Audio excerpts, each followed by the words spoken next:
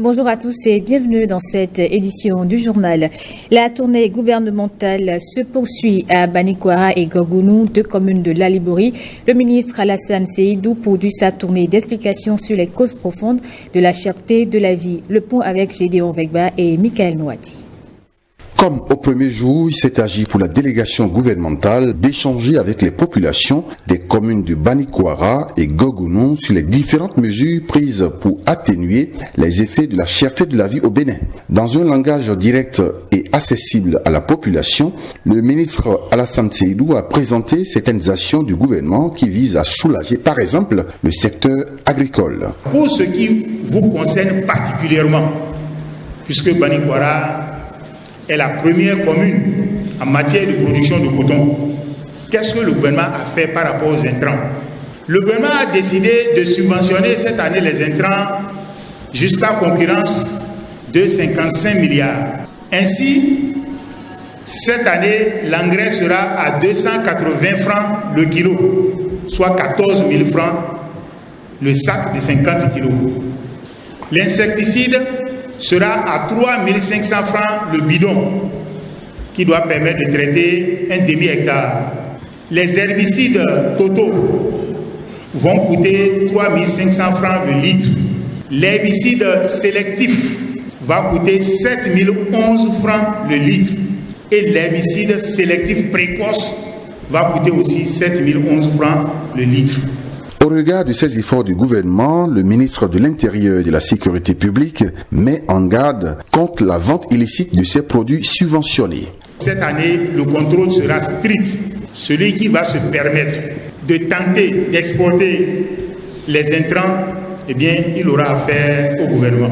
Durant son périple dans l'Alibori, le chef de la délégation gouvernementale a insisté sur le volet sécuritaire. Le ministre en charge de l'Intérieur a encore saisi l'occasion pour exhorter les populations de Banikwara et Gogounou à plus de collaboration avec les forces de défense et de sécurité. On met à présent le cap sur Waké dans le département de la Donga. Les populations se sont massivement déplacées pour écouter le ministre d'État Abdoulaye Diop-Tchane au sujet de la cherté de la vie et des mesures d'atténuation prises par le gouvernement. Edmond Rungo et Enoch Humpati. Abdoulaye Diop-Tchane foule le sol de sa localité. Waké, commune frontalière du département de la Donga, connaît comme les autres villes du Bénin la flambée des prix des produits de première nécessité. Ce n'est pas le Bénin seul qui est en crise, c'est la planète entière, c'est l'ensemble du continent et donc bien sûr notre pays. Sur le commerce extérieur, le Bénin importe de la Russie et de l'Ukraine 98% de son blé, 44% de l'engrais, 24% des huiles végétales, 11% des produits pétroliers viennent de cette zone. C'est ainsi que nous avons pris en conseil des ministres une série de mesures pour atténuer les effets de la flambée des prix des produits de première nécessité. Malgré ces subventions de l'État, la spéculation reste l'un des facteurs qui inhibe les efforts du gouvernement. Le ciment, la tonnerre est fixé dans la Donga à 82 000. Nous ne prenons pas ça ici à 82 000.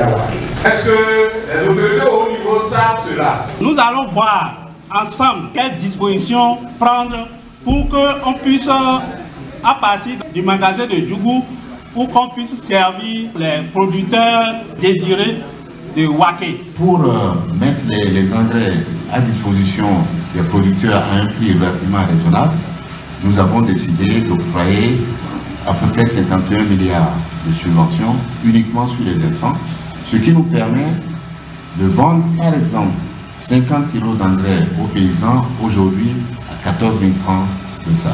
L'année dernière, c'était à 12 000. Prochaine étape de cette tournée de sensibilisation, Basila et Kopargo. Après Niki et Kalale, Aurélie Adam Soulé Zoumarou et Samou Seydou Adambi sont descendus à Sinandé. Avec les populations, ils ont discuté des prix des produits de grande consommation, des intrants et du ciment. Le point avec Alexis Assoba et Abdoulaye Moumouni Yacoub.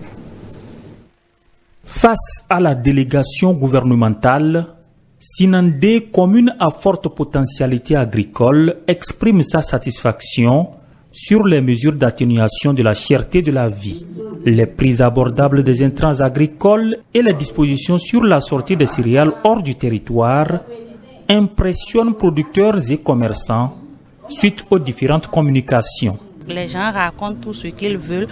Maintenant, à mon arrivée à la séance, j'ai vraiment compris que le gouvernement est en train de faire des efforts.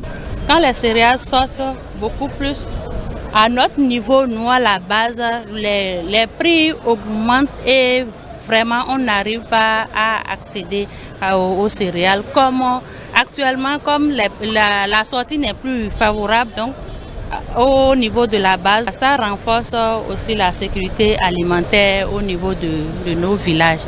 Par exemple, l'engrais pour la production, c'est diminué de 23 000 à 14 000. Ça aide beaucoup pour les producteurs. Si on a demandé à un producteur du maïs d'aller acheter l'engrais sur le terrain à 23 000, il ne peut rien produire. Ça nous a vraiment intéressé, ça nous a soulagé aussi. Ce que moi je suis en train de demander à la population de Sinadi par rapport à ça, demander aux producteurs de la commune de Sinadi, surtout ce que je suis en train d'étendre avec le ministre Assemou Adambi pour la sortie frauduleuse de l'engrais qui nous a amené. Je demande pardon. Pardon. Si on veut produire et sortir de la faim, il faut que notre engrais reste au Bénin. Des explications sont également données sur les causes de la disparité des prix du ciment sur le territoire national, à savoir les coûts du transport et la rareté du gasoil. Les agriculteurs promettent à la fin des échanges des productions records pour le compte de cette nouvelle campagne agricole. Et sans répit, les deux ministres du gouvernement se sont ensuite rendus à Bembereke pour le même exercice. Les détails avec Alexis Assogba et Abdoulaye Moumouni Yacoub. Bembereke accueille la délégation gouvernementale avec, entre autres préoccupations, la hausse du prix du ciment et les mesures prises sur le commerce des céréales. La délégation gouvernementale, dans sa stratégie d'échange direct avec les participants, apporte des réponses.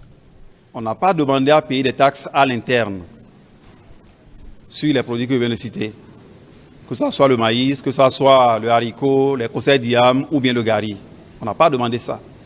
Mais lorsque vous décidez d'exporter, vous payez 50 francs au cordon douanier. 50 francs sur le kilo. Donc à la tonne, ça vous fait 50 000 sur la tonne. Alors donc ce n'était plus facile d'exporter. Certes, ça continue de sortir, mais le flux a nettement baissé. Ce qui nous a permis d'être aujourd'hui à un niveau qui quand même permet aux gens d'aller au marché pour acheter du maïs. Sur les ciments, le gouvernement a demandé aux producteurs, aux cimentiers, de ne pas augmenter un franc sur leur prix usine. Mais le ciment, son prix à Cotonou n'est pas le même à Malanville. Donc plus le transport va intervenir, plus le prix va augmenter.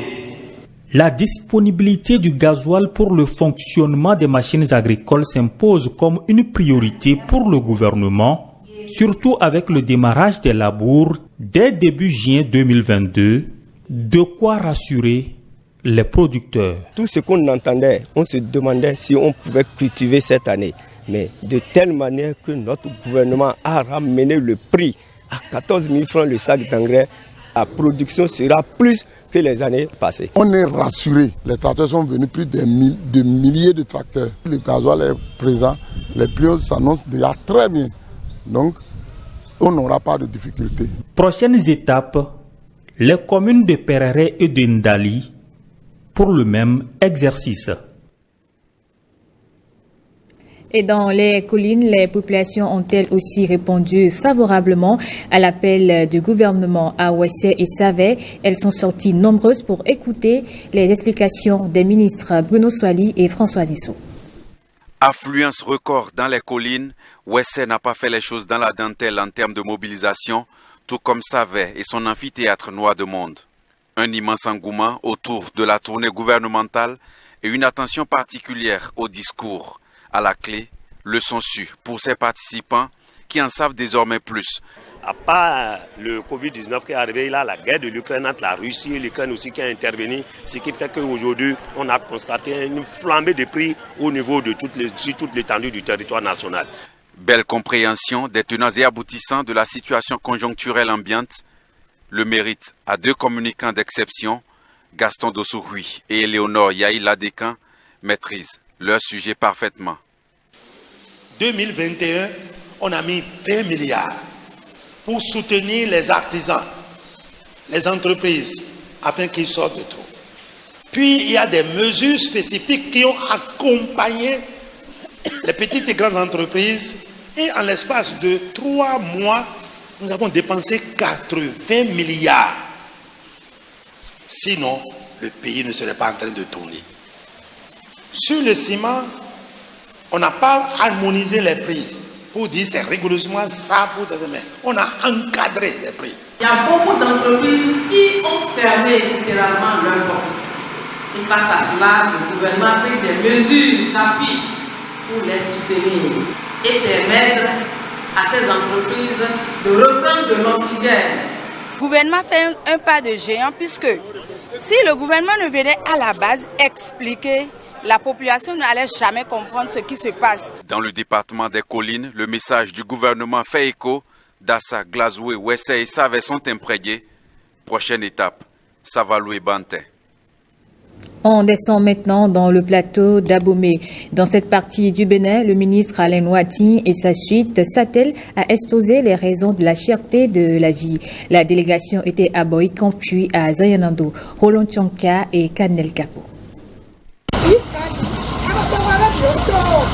Marché de Boïkon. L'ambiance ce matin n'est pas celle des grands jours. Les produits vivriers, quoique bien disposés, n'attirent pas les clients. Les vendeuses dépitées boudent notre caméra. Que fait le chef de l'État pour atténuer les souffrances des populations face à la crise alimentaire? Devant les forces vives de la commune réunies à la maison des jeunes de Boïkon, des membres du gouvernement répondent à la question. Depuis l'éclatement de la guerre entre la Russie et l'Ukraine, l'État n'a eu de cesse d'injecter des milliards chaque mois pour subventionner les produits importés de ces pays, tels que le pétrole, le gaz, la farine de blé et l'huile. Après plus de 2 heures de l'autre d'explication, je pense que tous ceux qui sont venus ici ont compris que l'adage français selon lequel quand je me regarde j'ai peur, mais quand je me compare je me rassure, a droit de citer dans notre pays. C'est une séance que personnellement j'ai aimée et ça montre combien de fois le gouvernement a de la compassion pour les populations qui souffrent réellement de la cherté de la vie. À Zayanando, c'est avec une population toute ouïe que les émissaires de Patrice Talon sont venus échanger. Au cœur des débats, entre autres, la non-application sur le terrain des prix des intrants agricoles fixés par le gouvernement. Je pense qu'il faut vraiment des mécanismes de contrôle.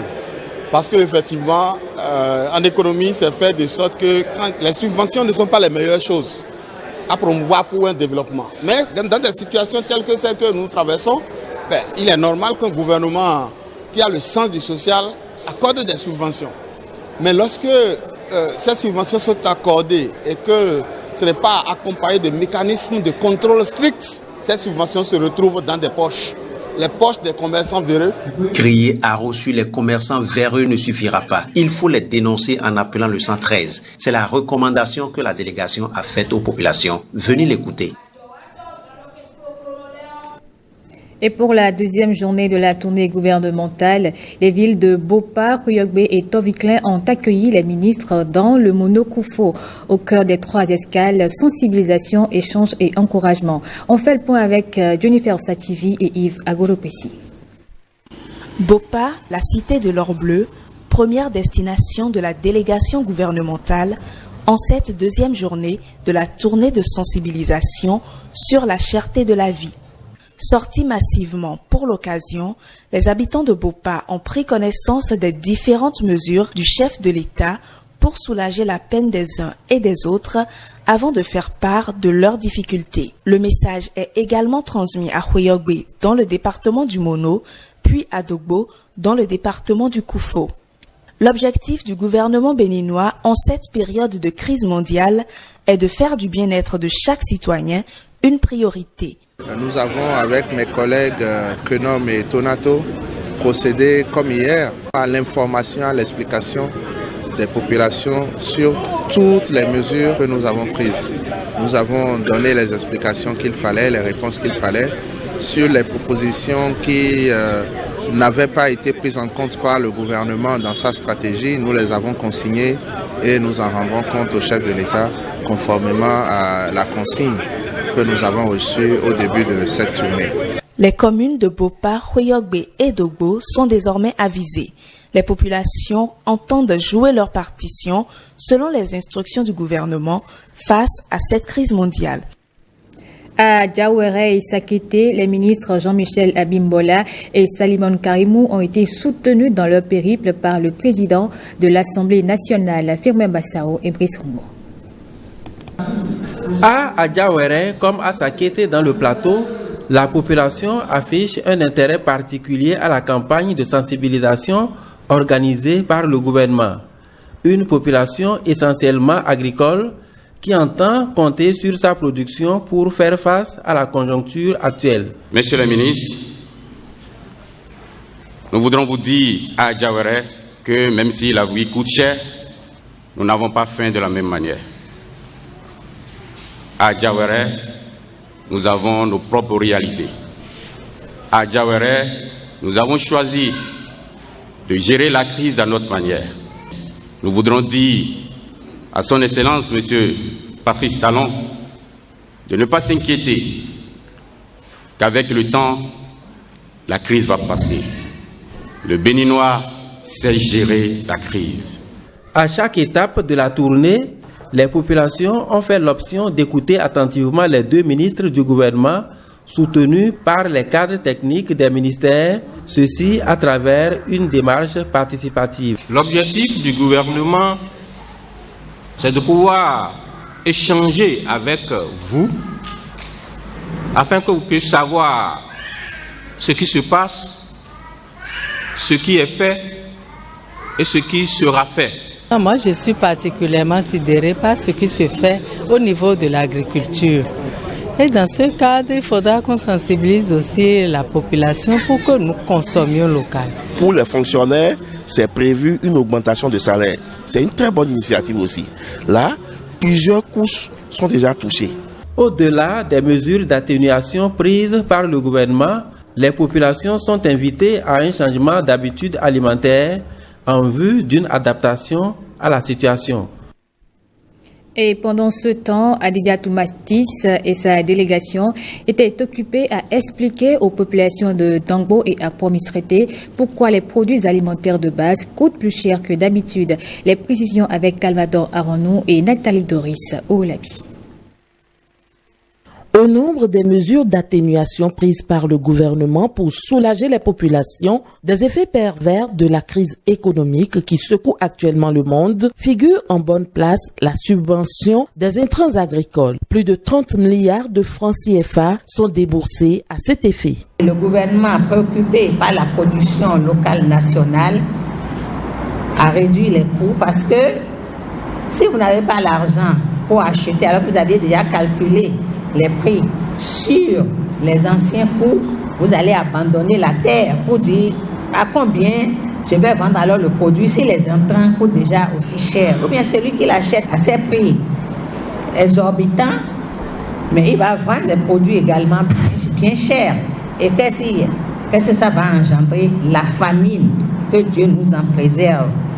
À Dangbo comme à Promisreté, Adidiatou Matis a fait l'option de s'exprimer en Gongbe pour mieux se faire suivre de l'assistance.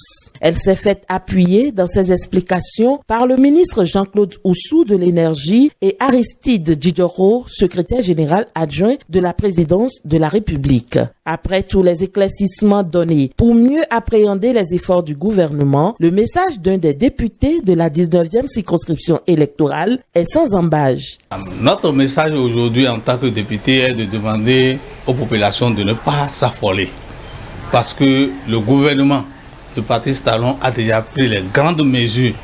Tout ce qui nous reste, c'est de respecter les recommandations. Les populations de Dangbo et de Akpromisreté ont désormais pour mission de porter la vraie information dans les villages et hameaux de leur localité.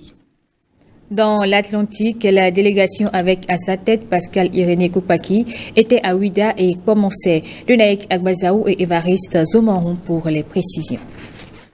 Tel un concert à guichet fermé, l'exercice pédagogique du gouvernement a connu une forte mobilisation des filles et fils de la commune de Ouida.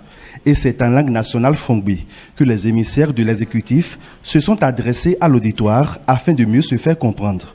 Un exposé explicatif et interactif qui a surfé sur les différentes causes de la cherté de la vie et les mesures d'atténuation. Des mesures qui ont pu permettre d'éviter le pire, grâce au sens d'anticipation du président Patrice Talon.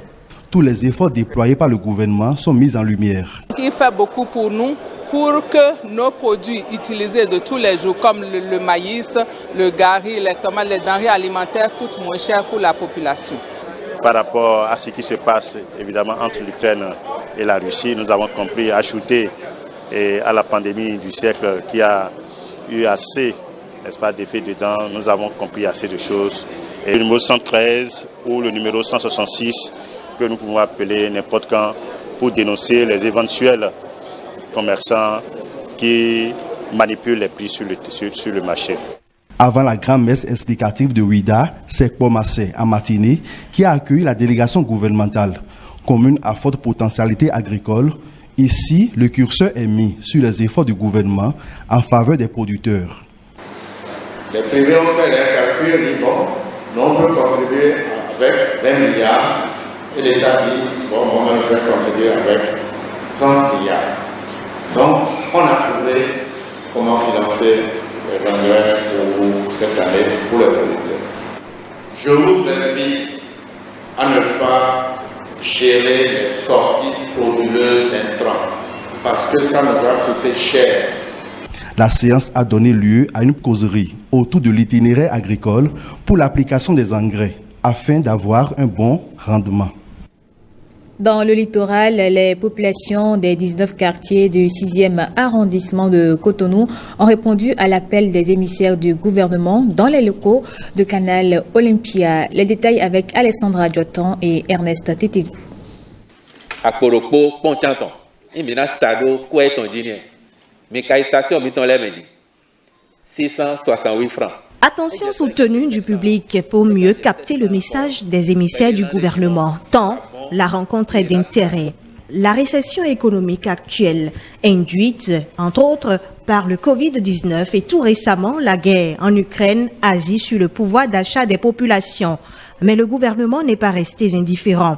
Les produits de première nécessité importés font objet de subventions. De même, pour limiter la répercussion sur la campagne agricole, une grande marge du coût des intrants agricoles a été prise en charge. En tout, plus de 135 milliards de francs CFA mis à disposition par l'exécutif pour atténuer la cherté de la vie. Tout ceci est expliqué en langue seto, Kula, Fon et Gon, principale langue parlée dans le 6e arrondissement de Cotonou.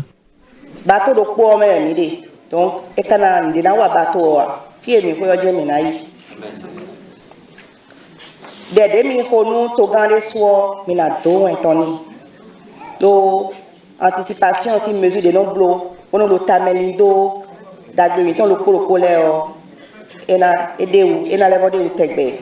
Les populations convaincus de l'accompagnement effectif du gouvernement ont saisi l'occasion pour exprimer diverses autres préoccupations. La ministre des Affaires sociales, celui de la décentralisation, le porte-parole du gouvernement et le conseiller du président de la République chargé des investissements, avec le concours des élus locaux, députés et le préfet du littoral, auront réussi leur mission en 3 heures d'horloge. Et il faut dire que la rencontre s'est achevée sur une note de satisfaction. Voici quelques impressions recueillies par Alessandra Diotan et Ernest Tétégou. Toutes les personnes invitées étaient là. C'est la preuve que ces personnes ont soif d'informations. Les échanges ont été assez courtois. Ils sont allés dans les détails, ils ont posé les questions. On leur a rappelé d'entrée de jeu que la démarche n'est pas pour venir leur dire nous avons fait déjà assez, nous avons tout fait. Non. La démarche, c'est de leur rappeler ce que le gouvernement a fait et les ministres l'ont fait. La démarche aussi, c'est de leur demander ce qu'ils en pensent parce qu'on n'est jamais seul intelligent. Je constate que ça a été compris de tous.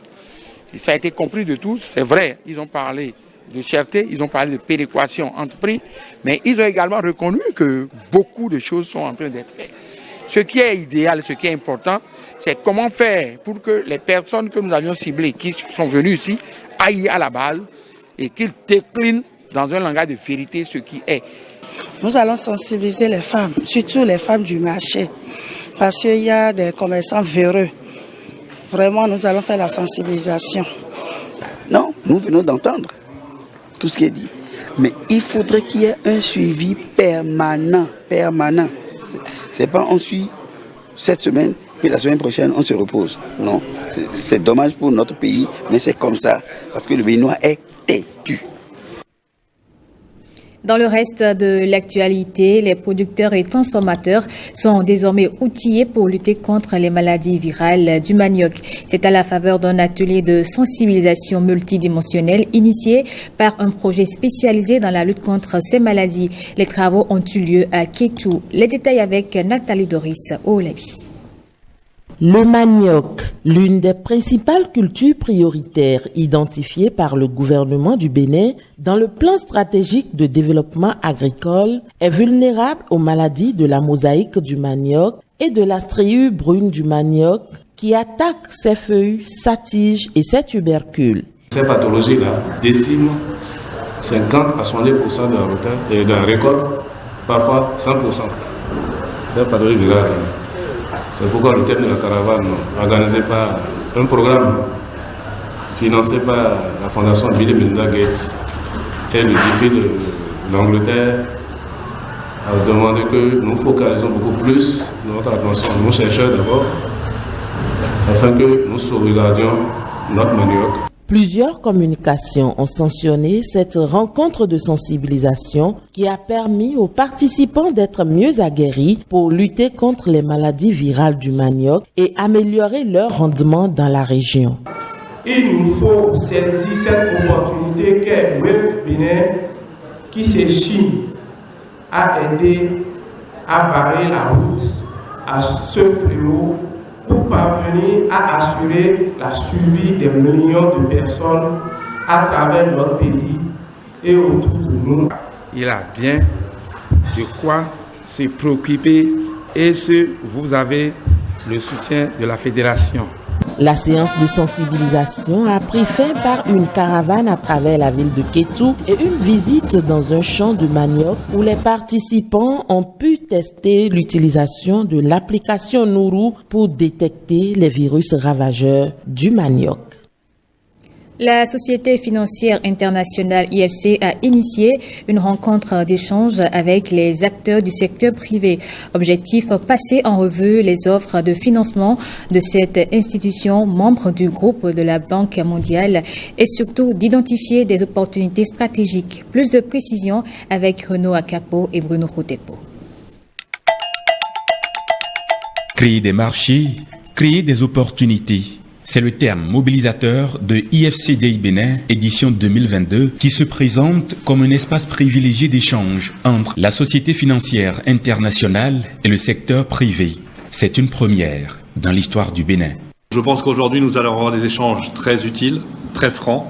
J'espère que nous en sortirons avec un plan très concret d'action pour le secteur public, pour le secteur privé, pour les institutions de développement, pour que nous puissions conjointement travailler et avoir des résultats très concrets. Ce forum d'échange, tant souhaité par l'Agenti national, se concrétise dans cet espace hôtelier de la métropole économique avec une forte mobilisation des patrons d'entreprise. Ce que nous faisons aujourd'hui, nous voyons ça comme le début de la concrétisation donc, de cet élan que le chef de l'État a voulu donner à son deuxième mandat.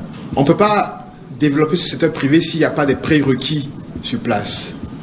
Et le premier mandat a été consacré à ces prérequis. C'est ce qui concerne en fait toutes les réglementations qui touchent au climat des affaires. Je veux nommer ici les lois sur le travail, les lois sur la fiscalité, les lois sur le foncier, etc. Et donc pendant le premier mandat, toutes ces réformes ont été initiées et achevées qui nous permettent aujourd'hui d'avoir au Bénin un corpus très attractif pour le secteur privé. Et une fois qu'on a posé ça, il y a 3 autres paramètres sur lesquels il faut jouer.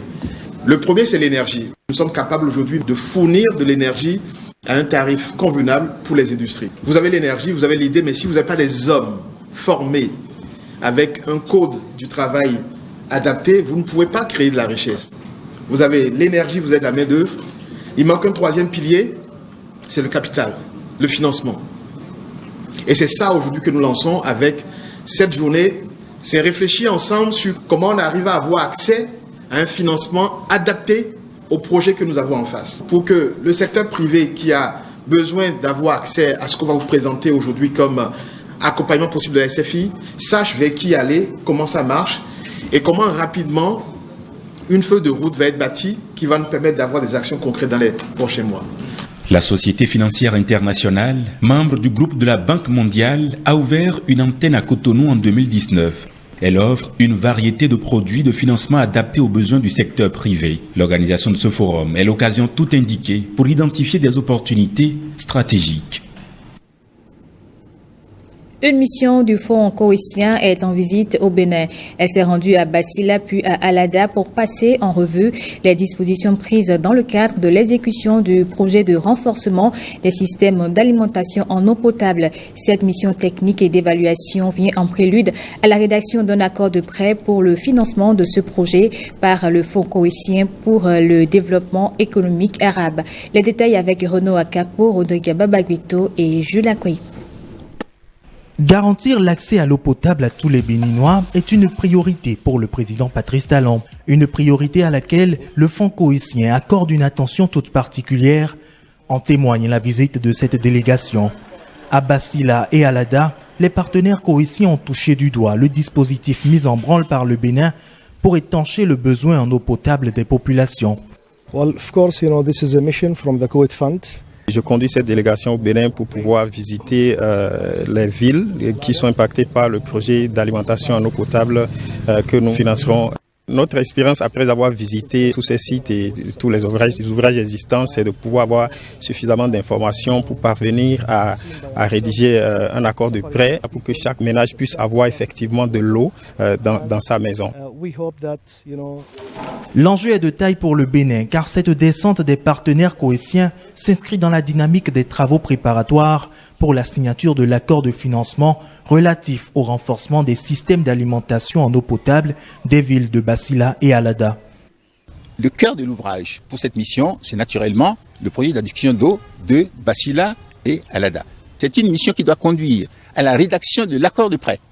Et nous sommes très fiers de célébrer la vision du chef de l'État en matière de développement d'une façon générale et particulièrement en ce qui concerne la fourniture de l'eau. L'eau, c'est la vie. Soumis au financement du Fonds coïtien pour le développement économique arabe, le projet de renforcement des systèmes d'alimentation en eau potable des villes de Basila et Alada prévoit l'équipement de plusieurs forages et la construction de châteaux d'eau et de stations de traitement d'eau et de pompage. En termes d'infrastructures à mettre en œuvre, ça concernera à exécuter au niveau de Alada de nouveaux forages. Il y aura la construction d'une nouvelle station de traitement d'eau, d'un château d'eau de 1500 mètres cubes. Au niveau de Basila, compte tenu du contexte hydrogéologique, il a été identifié une source d'eau de surface qui fera l'objet d'un captage, d'un traitement spécifique. Ces divers chantiers sont prévus pour s'achever en 2024 et le financement attendu va permettre aux populations de Basila et Alada de disposer d'un approvisionnement continu en eau potable. Celui qui te donne de l'eau te donne la vie. Donc notre joie est très immense. La réalisation de ces divers chantiers va non seulement contribuer à moderniser les installations actuelles, mais elle va surtout aider à baisser le taux d'exposition des populations des communes concernées aux maladies liées à la consommation des eaux souillées. Et en plus de cet accord de financement, d'autres projets de grande portée sociale sont dans l'attente d'être appuyés et soutenus par les partenaires coïtiens, d'où l'appel de l'ancien ministre d'État et chargé de mission du président de la République à plus de célérité dans les opérations qui concourent à l'exécution des projets. Suivons un extrait de sa déclaration au micro de Renaud Akapo et Jules Akoy. Le meilleur avocat du Bénin vis-à-vis des fonds arabes, ce ne sont pas les discours. Non, c'est la rapidité dans l'exécution, la qualité de la gouvernance. Et le chef de l'État, le président Patrice Talon, insiste beaucoup sur la gouvernance.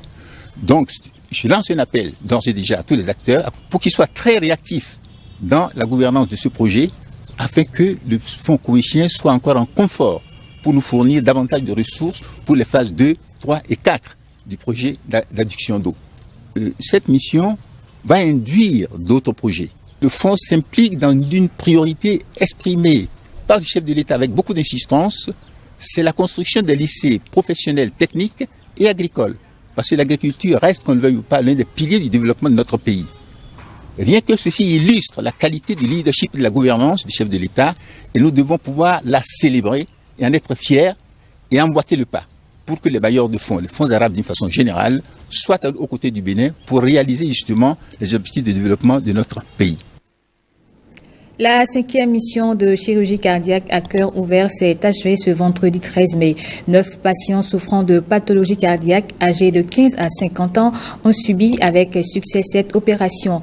La mission prend fin sur une note de satisfaction après une semaine d'activité. Christelle Tongodo et Benjamin Denayo.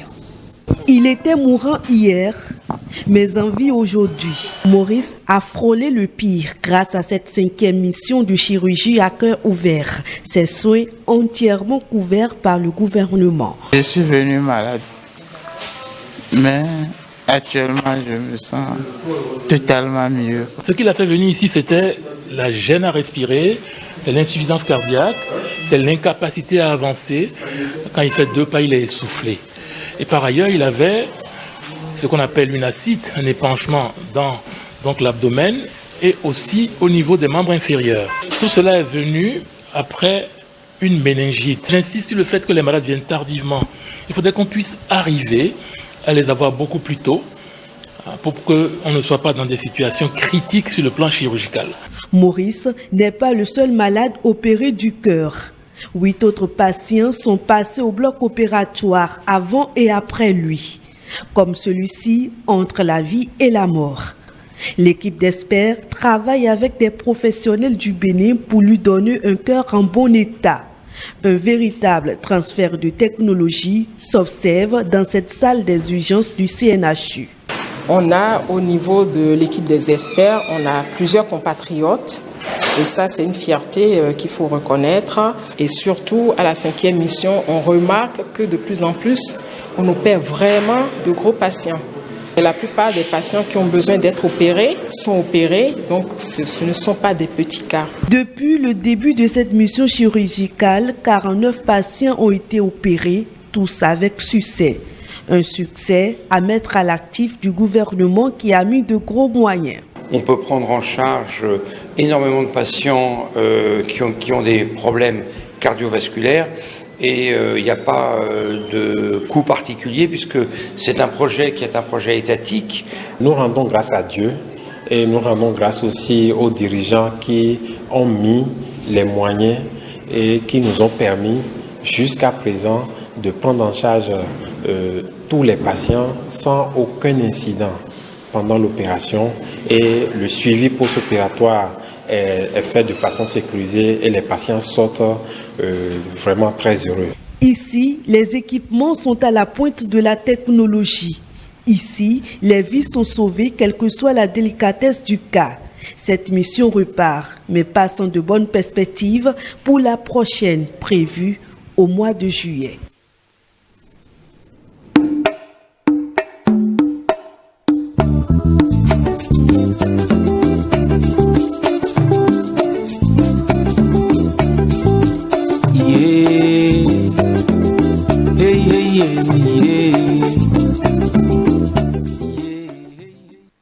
Une délégation de la Cour suprême était dans les murs du palais de la Marina. Elle est allée visiter les trésors royaux ainsi que les œuvres contemporaines qui y sont exposées. Écoutez ici les 2 porte-parole de la délégation au micro de Fifame Ataliji Okunde et Daniel Ada. Nous avoisinons une centaine de personnes. L'effectif important qui nous accompagne tient du fait que l'événement est un événement national. Et quand vous voyez les œuvres qui sont ramenées d'ailleurs, ça démontre que on est capable, quand on veut. On peut déplacer les montagnes. Nous tenons à dire à la fin de cette visite que nous sommes satisfaits. Nous sommes satisfaits d'abord du gigantisme de ce qui est ramené et de l'effervescence au sein de notre peuple. Vous voyez, depuis que nous sommes arrivés ici, ça va, ça revient. Il y a une parfaite organisation et je tiens à saluer cela. Depuis l'entrée, malgré le grand nombre, ils arrivent à contenir. Et nous sommes arrivés, ça nous a fait plaisir. Et pour revenir en termes clairs, précis, en langue nationale, nous dirons simplement Adamachio. Adamachio, et que les autres œuvres qui restent nous reviennent. Nous remercions. Et voilà qui met un terme à cette édition du journal. Merci à vous de l'avoir suivi. Je vous retrouve à 19h avec plaisir.